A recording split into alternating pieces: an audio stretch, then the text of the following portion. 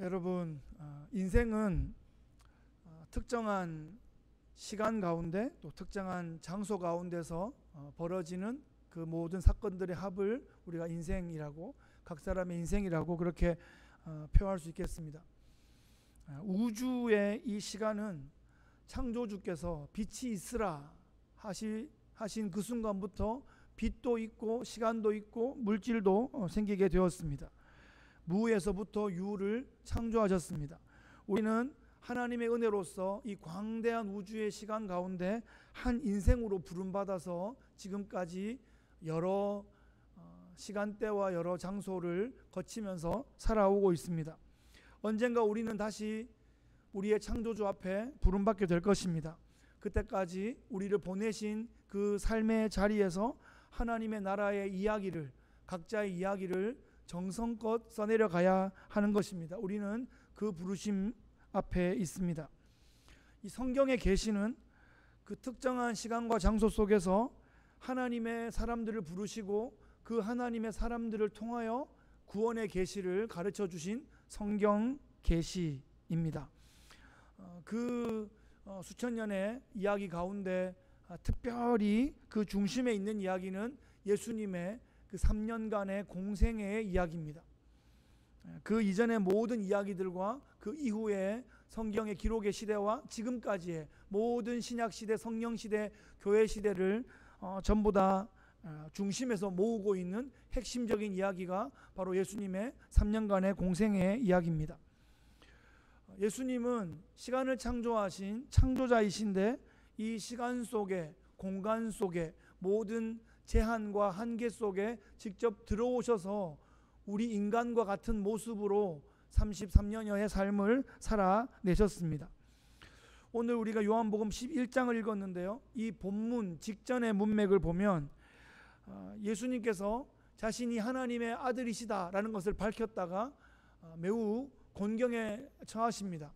그것은 팩트인데, 그것은 진실인데, 그 진실을 밝혔다가 신성모독이라고 그렇게 비판받으시고 공격받으시고 살해의 위협을 당하십니다.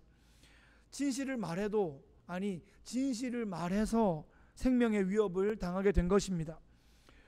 예수님은 우리가 아는 바대로 이 땅에 오신 목적이 죽기 위해 오셨습니다. 그래서 기쁘다 구주 오셨네 하는데 예수님은 죽으러 오신 거거든요.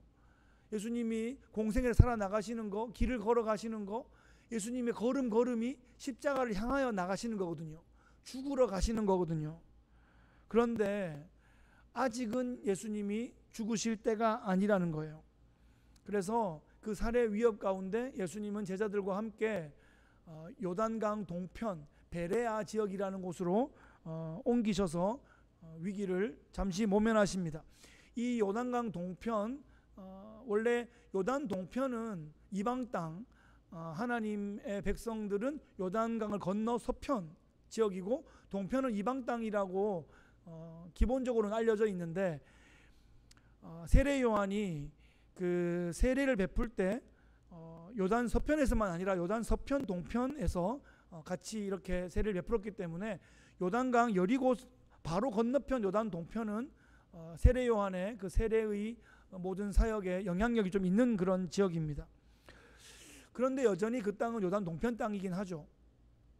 예수님의 사역 가운데 예수님의 사역의 우선순위는 유대인에게 있었습니다. 그리고 예수님의 땅의 우선순위도 유대 땅과 갈릴리 땅에 있었습니다. 다른 땅들은 사실은 우선순위에서 후순위에 있는 것입니다.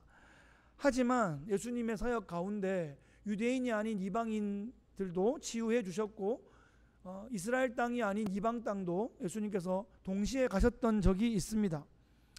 그런 것을 볼 때 하나님의 나라라는 것은 아브라함의 혈통이다, 아니면 가나안 그 줄 지어준 그 구역 아니다가 아니라 그 혈통과 그 땅을 넘어서는 믿음으로 형성되는 하나님의 나라이다라는 것을 우리가 확인할 수 있습니다.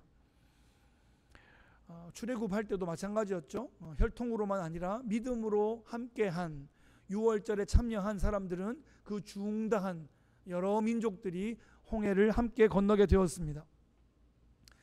자, 그런 면에서 예수님은 지금 요단 동편에 머물고 계신데 이것은 유대인의 위협 때문에 피하신 것도 맞지만 그 땅에 하나님의 백성이 있기 때문에 하나님의 그 선하신 뜻 가운데 잠시 그곳에 가 계셨던 것입니다. 그런데 또 그곳에 오래 있지는 못하시고 또 다른 상황이 발생합니다. 우리의 인생에도 계획하지 않았던 예기치 않았던 일들이 사건들이 발생할 수 있습니다. 때로는 그런 사건들이 우리를 당혹스럽게 할 때도 있지만 그로 인해서 새로운 사건이 또 열려지고 새로운 또 스텝이 또 펼쳐지고 새로운 상황이 새로운 무대가 또 열려질 수 있다는 것입니다.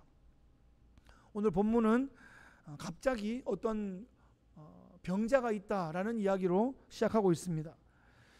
오늘 본문에 예수님의 친구 나사로가 중병에 걸렸다라는 이야기로 오늘 본문이 시작됩니다. 이 나사로는 마르다와 마리아의 오라버니입니다. 이들은 예루살렘에 가까운 베다니에 사는데 예수님께서는 이 나사로 남매들과 아주 긴밀한 아주 친밀한 관계를 가졌습니다. 그래서 예수님께서 절기마다 예루살렘에 올라오셨는데 이 베다니는 예루살렘에서 걸어서 한 30분 1시간 안쪽에 있는 곳이기 때문에 예루살렘에 올라오실 때마다 이 베다니에 있는 나사로 집에서 머무셨습니다. 복음서에서 이 나사로 남매 외에는 예수님께서 개인적으로 이만큼 친밀한 관계는 없는 것 같습니다. 그만큼 각별한 사이였습니다. 예수님은 오시면 혼자 안 오시고 또 제자들을 우르르 데리고 오시는데 그렇게 우르르 와도 마르다가 그 음식 솜씨를 발휘해서 아주 풍성한 식탁을 올 때마다 이렇게 잘 대접하였습니다. 마리아는 예수님의 그 발 앞에 앉아서 예수님 말씀을 진지하게 듣고 그 말씀을 말씀이 이러한가 말씀이 또 저러한가 잘 마음에 새기어 그 말씀에 아주 집중하는 모습을 보여주었습니다. 그래서 나중에 바로 뒷장인데요, 예수님께 그 향유를 붓고 머리털로 예수님의 발을 닦아드리는 그런 예수님의 장례를 준비했던 특별한 사건이 있었습니다. 여러분, 우리는 이 성경의 순서대로 보면 11장에 나사로가 이미 알고 계시니까 말씀드릴게요. 나사로가 죽었다가 살아납니다. 그 사건이 있고 바로 그 다음 장에 향유 옥합을 깨뜨려서 그게 거의 1년치 연봉이 되는 그런 양인데 그걸 깨뜨려서 예수님 발을 씻겨드리는 장면이 나옵니다. 근데 이것을 연결해서 보면 이해가 되죠.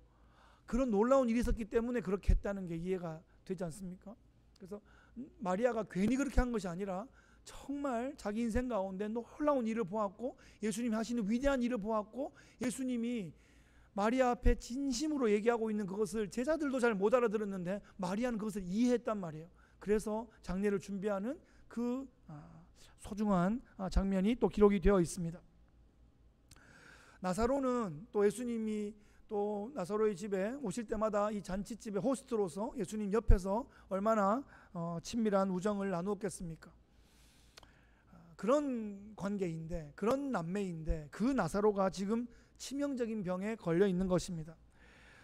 마르다와 마리아가 이제 하룻길 떨어진 요단 동편 베레아 땅에 사람을 보내어서 주여 보시옵소서 사랑하시는 자 나사로가 병들었나이다 이 말씀을 전달해 줍니다. 여러분, 사랑하시는 자라는 말과 병들었나이다 라는 말이 그렇게 어울리지 않습니다. 그렇게 사랑하시면 아프지 않게 해주시면 좋잖아요. 그렇게 사랑하시면 아니 지금 옆에 있으시면 좋잖아요. 그렇게 사랑하신다고 하면서 왜 아프시게 하고 왜 하룻길 떨어져 계시냐 이 말입니다. 마르다와 마리아가 얼마나 안절부절하며 오빠 옆을 지키고 있었겠습니까? 그 말씀을 듣자마자 또 예수님은 사랑하는 내 친구를 위해서 눈썹 휘날리게 뛰어가셔야 될 것 같은데 장면은 좀 더 이상하게 진행됩니다. 예수님은 베레아에서 이틀을 더 지체하십니다. 금방 움직이지 않으신다는 거예요. 아니 오히려 여유가 느껴지실 정도예요. 예수님은 이렇게 말씀하십니다. 이 병은 죽을 병이 아니라 하나님의 영광을 위한 병이다. 이렇게 알듯 말듯한 말씀을 하시면서 지금 나사로가 병들어 죽게 되었다고 하는데 안 가시고 그 자리에 이틀을 더 있으신 거예요. 제자들은 지금 무슨 상황인지 정확히 모르죠. 뭐 이렇게 말씀하시니까 그런가 보다 그러죠. 예수님은 나사로의 상태도 이미 다 알고 계시는 거죠. 그런데 그날 그대로 머무시고 그 다음 날도 그대로 머무셨습니다. 이것은 예수님께서 나사로에게 가시기가 귀찮아서가 아닙니다. 마르다와 마리아를 무시하셔서도 아닙니다. 이 본문은 예수님께서 나사로와 마르다, 마리아 이 남매를 사랑하셨다라는 것을 분명하게 반복적으로 기록해주고 있습니다. 그런데 예수님은 사랑하시는 자가 병이 드는 것도 그냥 놔두셨는데 지금 생명이 위태로운데도 곧바로 움직이시지 않습니다. 우리 생각에는 정말 사랑한다면 이렇게 안 하셨으면 좋겠다라는 방식으로 예수님은 지금 하고 계십니다. 그런데 예수님의 생각은 우리 생각과 달라요. 그러면 우리가 맞아요? 예수님이 맞아요? 예수님 맞으신 거예요. 이게 신학적으로 어려운 말인데 신정론이라고 합니다. 신정론. 하나님은 오르시다 하는 거예요. 우리는 하나님 이렇게 하셔야 될 것 같고 하나님 이렇게 하셔야 될 것 같고 왜 이렇게 안 해주시냐고 하고, 그런데 하나님은 오르시다. 이것이 욥기 전체의 주제입니다. 하나님은 오르시다 하는 거예요. 하나님은 왜? Why me?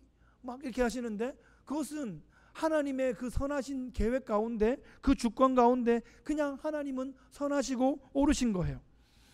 아이러니컬하게도 하나님은 지금 예수님은 나사로를 사랑하시기 때문에 당장 움직이시지 않고 있습니다.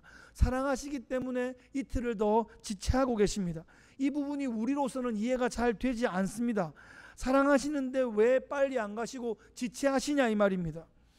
우리의 생각과 우리의 경험과 우리의 예상을 뛰어넘는 하나님의 높으신 수가 거기에 있다는 것입니다. 뭐 바둑에 급이 있다면서요. 예, 급이 있고 저 위에 가면 단이 있고 그 급은 그냥 하수는 아무리 봐도 안 보이고 고수는 착 보면 보인대요. 저는 어렸을 때 그 바둑 방송이 TV에 많이 나왔거든요. 그게 토요일 날 오후에 했나 주일 날 오후에 했나.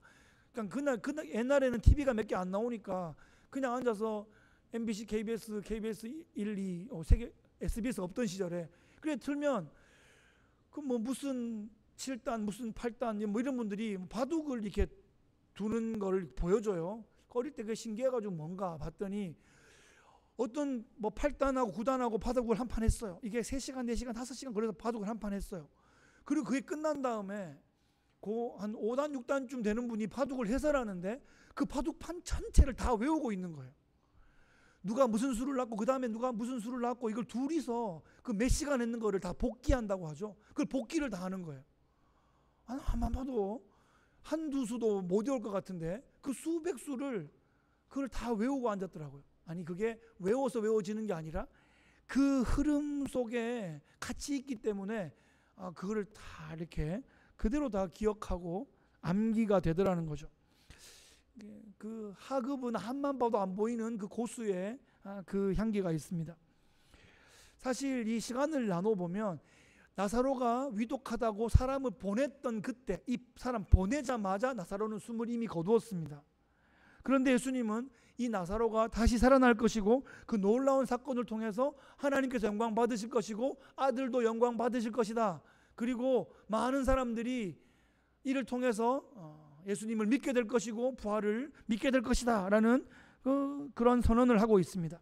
그러니까 이 나사로의 아픔은, 나사로의 이 죽음은 단순하고 일반적인 죽음이 아니라 위대한 사건, 역사상 가장 위대한 그 사건, 부활 사건을 예표하고 또 준비하고 확신하게 하는 그런 특별한 사건이었다는 것입니다. 하나님께서 우리를 아프게 하지 않으실 수 있으시겠죠. 우리를 그 아픔으로부터 보호하셔서 가능한 한 좀 더 오래 살게 하실 수 있으실 겁니다. 그래서 우리가 할 수 있는 것은 이 땅에서 잠시 더 연명하는 것입니다.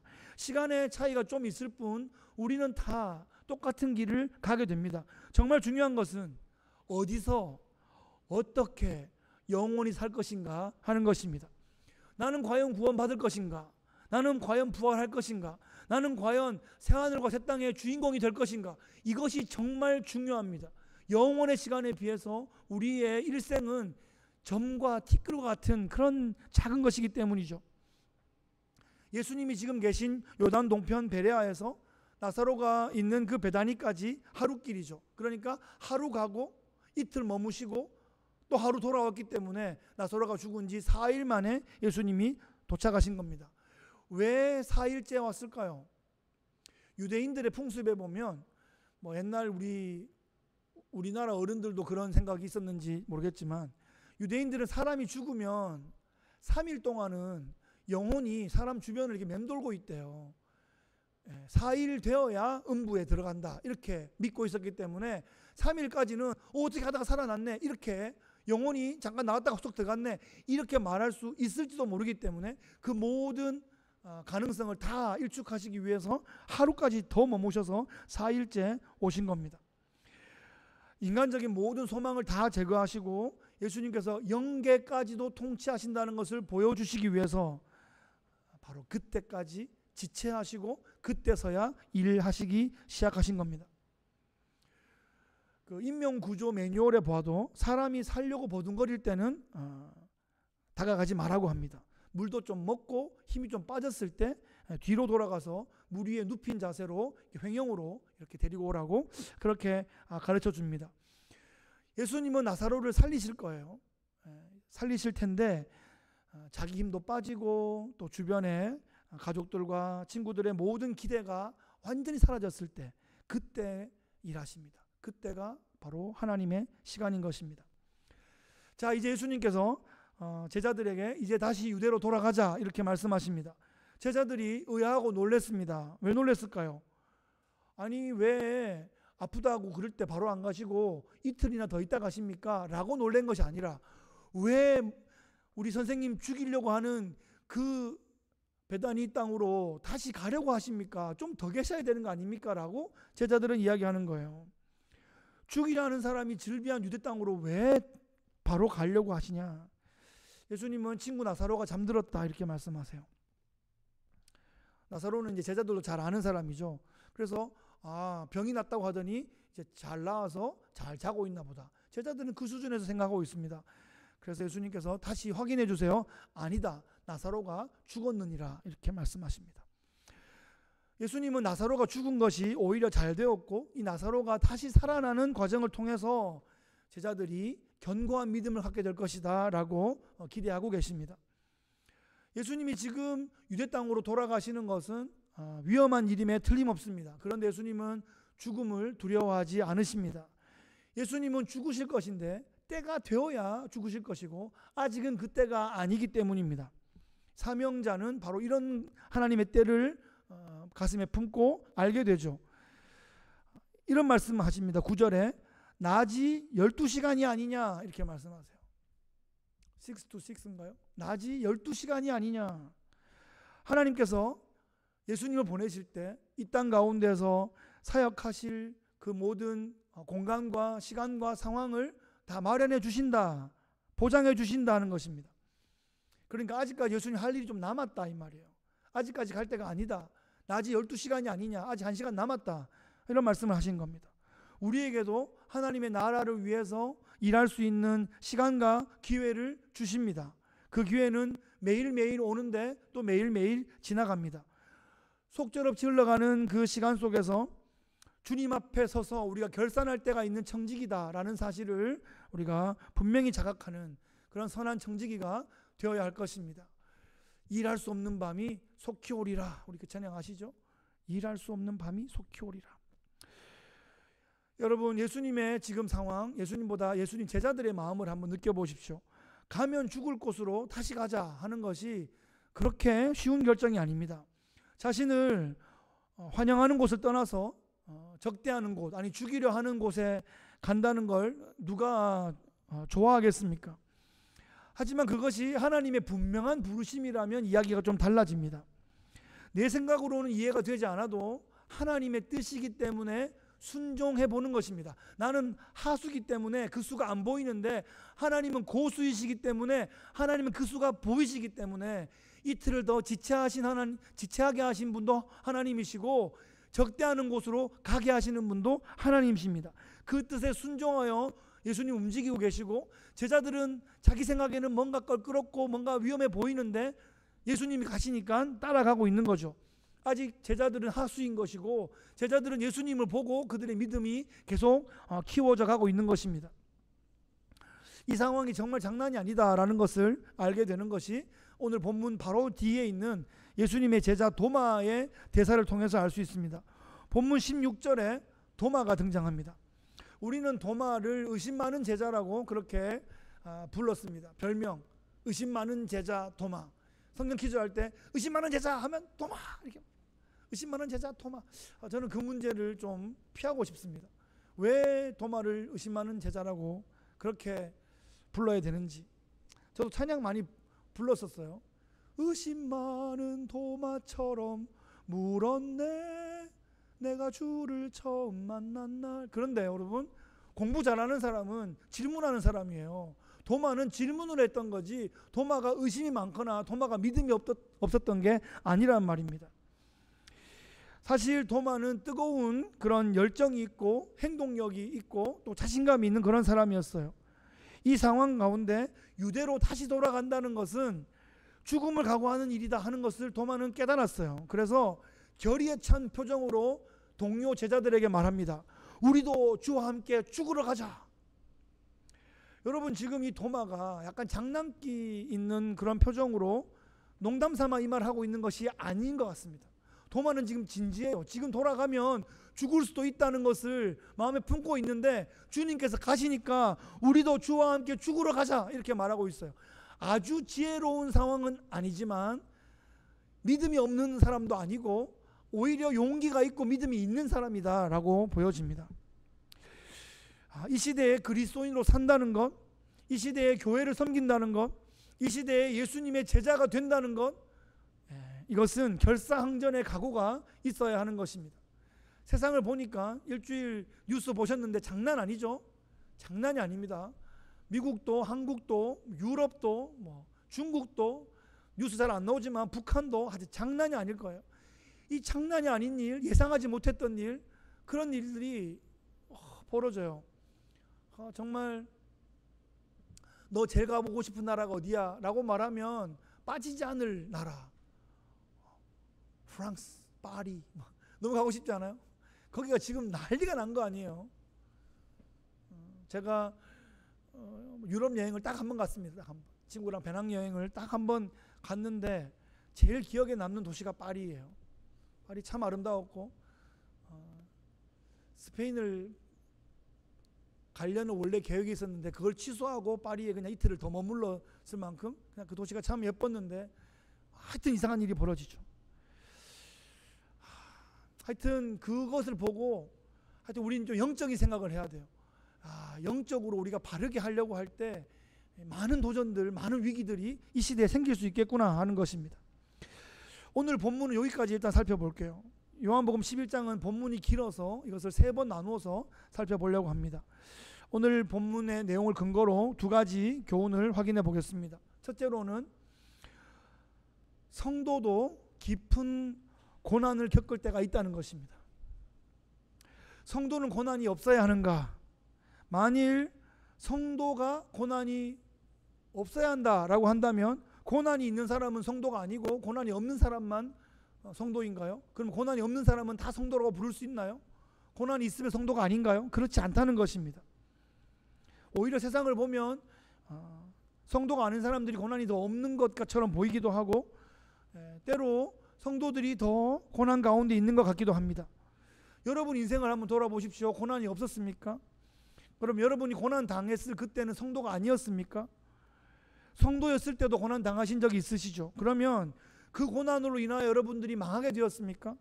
아니면 그 고난을 통해서 좀 더 나은 신앙인으로 성장하셨습니까? 성경은 하나님의 백성도 깊은 고난 가운데 두실 때가 있다라고 가르치고 있습니다. 아니, 하나님께서 사랑하시기 때문에 더 깊은 고난을 통과하게 하시기도 하신다라는 것을 우리에게 가르쳐 주시고 또 보여주시고 기록해 두셨습니다. 신명기 말씀에 보면 약속의 땅에 들어가기 위해서 이스라엘 백성들이 그 척박하고 위험한 광야를 통과해야 됐습니다. 40년간 만나를 먹어야 됐습니다. 그것이 다 하나님의 계획이셨습니다. 그런 과정이 없으면 약속의 땅이 그냥 너무나 쉽게 주어져서 너무나 스포일 되어 버릴 수 있기 때문입니다. 또 약속의 땅에 들어가면 그것이 그냥 식탁처럼 쫙 펼쳐져 있는 것이 아니라 그 땅을 개간하고 또 그 땅에 있는 안악 자손들과 싸워야 하는 영적 전쟁, 또 실제의 물리적인 전쟁에 전혀 준비가 되어 있지 않을 수 있기 때문에 준비를 시키는 과정이셨다는 것입니다. 하나님은 이스라엘을 특별히 사랑하시고 그들에게 특별한 사명을 맡기셔야 하기 때문에 그들을 낮추시고 시험하셔서 마침내 그들에게 복 주시기 위한 그런 계획을 진행하셨습니다. 여러분, 하나님을 믿으십니까? 천국에 대한 확신이 있으십니까? 여러분, 예수님 믿고 구원받은 거 확실하십니까? 그런데도 고난이 있다면 이 고난은 하나님이 주신 선물입니다. 고난은 변장된 축복이다, 이런 말도 있죠. 축복은 누구나 원하는데 이 축복이 변장해서 고난으로 오면 다들 싫어해서 막 놀라서 그냥 도망치고 싶어 합니다. 하지만 그 고난이 변장된 축복이라는 것을 우리가 기꺼이 알고 받아들일 수 있으면 하나님의 그 놀라운 일하심을 우리가 함께 경험할 수 있습니다. 히브리서 말씀에도 고난이 없으면 사생하여 참 아들이 아니다, 이런 말까지 하셨습니다. 하나님은 기뻐하시는 당신의 자녀들을 더 아름답게 다듬으시기 위해서 고난이라는 도구를 사용하십니다. 지금 고난 가운데 있으시다면 하나님께서 나를 특별히 사랑하셔서 하나님을 더욱더 의지하게 하시고 더욱더 믿게 하시고 하나님을 더욱 가까이 하게 하시는구나 라고 그렇게 믿음으로 선포하시고 더 힘차게 믿음 안으로 하나님 앞으로 나가시기 바랍니다. 제가 찬양 하나가 떠올라서 373장 고요한 바다로 이 2절에 보면 큰 물결 일어나 나 쉬지 못하나 이 풍랑으로 인하여 더 빨리 갑니다, 이렇게 고백하고 있습니다. 큰 물결 일어나 나 쉬지 못하나 이 풍랑으로 인하여 더 빨리 갑니다. 이 풍랑이 일어나면 배가 요동치고 막 빠질 것 같고 생명의 위협을 막 느끼는데 이 풍랑 때문에 오히려 이 배가 이 풍랑이 끝나니까 소망의 항구에 그냥 도달해 있는 거예요. 내가 막 저었으면 아직까지 어디 헤매고 있을지 모르는데 막 정신없이 왔는데 소망의 항구에 와 있다는 것입니다. 하나님의 크신 계획 가운데 당신의 사랑하시는 자녀들에게 깊은 고난을 주실 때가 있음을 기억하시기 바랍니다. 두 번째로는 하나님의 시간에 우리의 믿음을 맞춰야 됩니다. 하나님은 사랑하시는 자를 더 멋지게 빚으시기 위해서 고난을 주실 때가 있다라는 것은 이해했습니다. 그런데 어느 정도 기간이면 될까요? 어느 정도 강도면 좋을까요? 내가 시나리오를 짜서 만들면 하나님께서 거기에 맞춰주시는 것인가요? 우리는 하나님의 시간과 내가 생각하는 시간에 차이가 있다는 것을 자주 경험합니다. 내가 원할 때 하나님은 잘 나타나시지 않아요.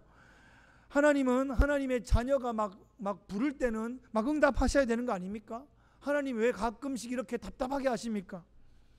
여러분, 아이를 키우실 때 제가 아이 키운 지 그나마 제일 가까운 것 같은데 아이가 울고 막 떼쓰고 짜증낼 때가 있습니다. 그거는 왜 그럴까요? 애가 자기 시간에 엄마가 안 맞춰준다고 생각하기 때문이에요. 지금 이거 먹고 싶은데 엄마가 지금 그것을 안 해주는 거죠. 이거 갖고 싶은데 엄마가 지금 그걸 안 주시는 거예요. 시간의 차이 때문에 그렇습니다. 때로는 인간 엄마는 실력이 없어서 능력이 없어서 그럴 수도 있는데 능력이 무한하신 하나님은 능력이 부족해서 응답하시지 못하시는 것이 아니라는 말입니다. 가장 선하신 하나님의 계획 가운데 그렇게 하시는 것입니다. 하나님께서 나를 가장 잘 아시고 나를 위해 당신의 아들까지 십자가에 내어주실 만큼 나를 사랑하신다는 것입니다. 그래서 우리는 하나님을 믿거나 하나님을 안 믿거나 둘 중에 하나 선택해야 됩니다. 자, 하나님을 안 믿기로 택하신 분 안 계시죠? 하나님을 믿기로 택했다면 우리의 시간에 하나님을 맞추는 것이 아니라 하나님의 시간에 우리의 믿음을 맞춰야 됩니다. 우리의 생각에 지금 오셨으면 좋겠는데, 아니 안 떠나셨었으면 좋겠는데 예수님은 이틀을 더 지체하시는 거죠. 지금 어떻게 하시면 좋겠는데 하나님은 때로 더 긴 시간을 기다리게 하시기도 하십니다. 우리의 평생을 돌아보면 참으로 귀한 것들은 쉽게 얻은 것이 아니라 오랜 기다림 가운데 얻었던 그런 것입니다. 아이를 낳는 과정도 10달 동안 품어야 되는 것이고요. 미국에 와서 신분이 바뀌는 그런 과정들도 오랜 시간, 때로는 정말 기다리는 인고의 시간이 있었을 것입니다. 그냥 시간만 오래 기다린다 그러면 기다릴 수 있을 텐데, 제가 만나보고 들어봤던 분들 중에 사기 비슷한 거 한 번쯤 안 당해보신 분이 별로 없는 것 같아요. 그 영주권을 받는 그 과정 가운데 참 어려움들을 한 번씩 다 겪으셨고, 아주 친한 분한테 또 정말 믿었던 분한테 당했던 경우들도 있고, 그랬습니다.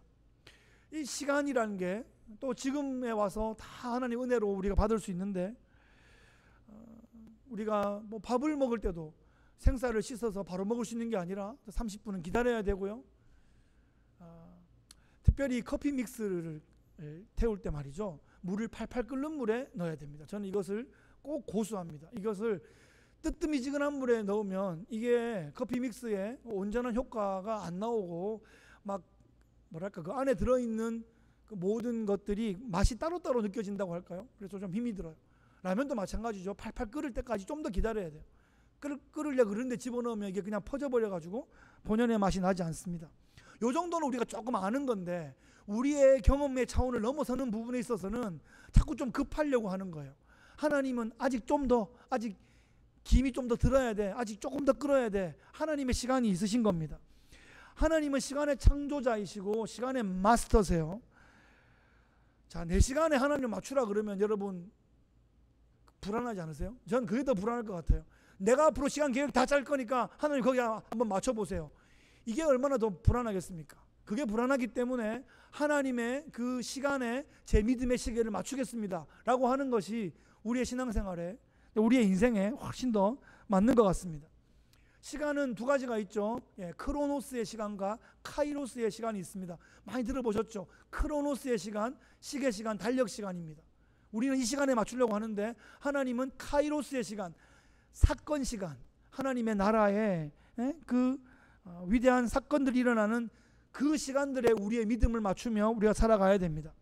템파 초대교회가 이 시대 가운데, 이 땅 가운데 세워졌습니다. 성경을 하나님의 계시로 믿고 성경 중심적 세계관으로 우리의 삶과 사역을 일구어가고, 하나님의 나라의 거룩한 연합과 또 거룩한 파송을 이루어가기를 소망하면서 템파 지역 가운데 개혁주의 교회가 세워졌습니다. 우리의 생각과 하나님의 뜻은 때로 시간의 차이가 날 수 있습니다. 우리의 시계가 달라서 그렇습니다. 우리의 시계가 고장나서 그렇습니다. 그때 우리가 해야 할 일은 하나님의 시계에 우리를 맞추고, 하나님의 시간, 그 카이로스의 시간에 우리의 믿음을 맞추면서 하나님의 나라 역사가 펼쳐가는 것을 경험해야 할 것입니다. 말씀을 맺겠습니다. 오늘 말씀의 제목은 하나님의 타이밍을 믿어라 하는 것입니다. 하나님의 타이밍을 믿어라. 하나님은 모든 우주의 복잡한 방정식에 상수와 변수를 다 아십니다. 하나님은 시간을 창조하시고 그 모든 법칙들을 다 창조하신 분이십니다. 그래서 우리는 하나님의 타이밍을 믿어야 하고 믿을 수 있습니다. 나를 믿으면 조급해지지만 하나님을 믿으면 평강을 누릴 수 있습니다. 내 마음에 평강이 없다면, 내가 자꾸 조급해진다면, 내가 자꾸 한숨이 쉬어진다면 그것은 내 힘으로, 내 경험으로, 내 실력으로 하려고 해서 그렇습니다. 전능하신 하나님을 믿는 것이 최선의 방책입니다. 우리의 인생에도 타이밍이 있습니다. 불러주신 타이밍이 있고 또 보내시는 타이밍이 있습니다. 에클레시아의 타이밍이 있고 디아스포라의 타이밍이 있는 것입니다. 농부가 씨를 뿌릴 때가 있고 수확할 때가 있습니다. 하나님의 가장 선하시고 유익한 그 타이밍을 하나님은 예비하고 계십니다. 사랑하시는 자 친구 나사로가 죽은 지 4일이 되어서 나사로 곁에 오신 것은 예수님의 부족함이나 게으름이나 오판이나 실수가 아니라 하나님의 영광과 또 예수님의 그 영광과 제자들의 그 믿음을 불러일으키는 가장 완벽한 타이밍이기 때문에 그렇게 하신 겁니다. 사랑하는 성도 여러분, 하나님의 타이밍을 믿읍시다. 하나님의 타이밍을 믿으면 불안하지 않을 수 있습니다. 하나님의 타이밍을 믿으면 평강을 놓치지 않을 수 있습니다. 하나님의 타이밍을 믿으면 우리의 구원을 확신할 수 있습니다. 하나님의 타이밍을 믿고 내 인생을 향하신 하나님의 크고 위대하신 계획을 함께 믿고 확신하면 좋겠습니다. 내 힘으로 안 될 때, 우리의 지혜와 경험으로 안 될 때, 바로 그때가 하나님이 일하시는 타이밍입니다. 믿음으로 선포합시다. 하나님의 타이밍을 믿습니다. 다 함께 따라하겠습니다. 하나님의 타이밍을 믿습니다. 사랑하는 성도 여러분, 우리 인생 가운데 허락하신 하나님의 타이밍을 믿으며 그분의 일하심에 동역하며 하나님께서 이루시는 하나님 나라의 놀라운 역전의 역사의 주인공 되시기를 예수 그리스도의 귀하신 이름으로 축복합니다. 아멘. 우리 함께 합심으로 참 좋으신 우리 하나님 아버지 감사합니다. 하나님은 선하시고 하나님은 오르시고 하나님은 완전하십니다. 하나님은 우리를 사랑하시되 하나님의 뜻 가운데 하나님의 주권과 섭리 가운데 사랑하십니다. 우리는 때로 조급하고 때로 불안하고 평강이 깨어지지만 하나님은 우리 가운데 가장 선한 일을 행하십니다.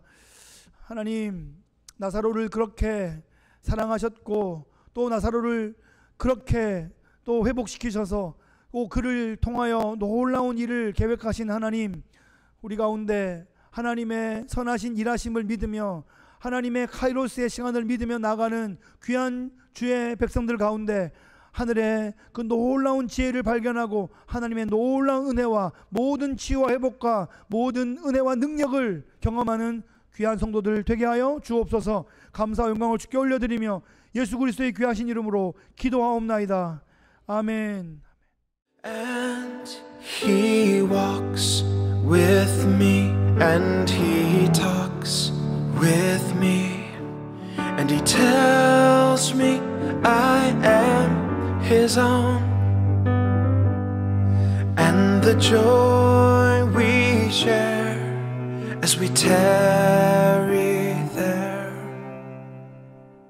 none other has ever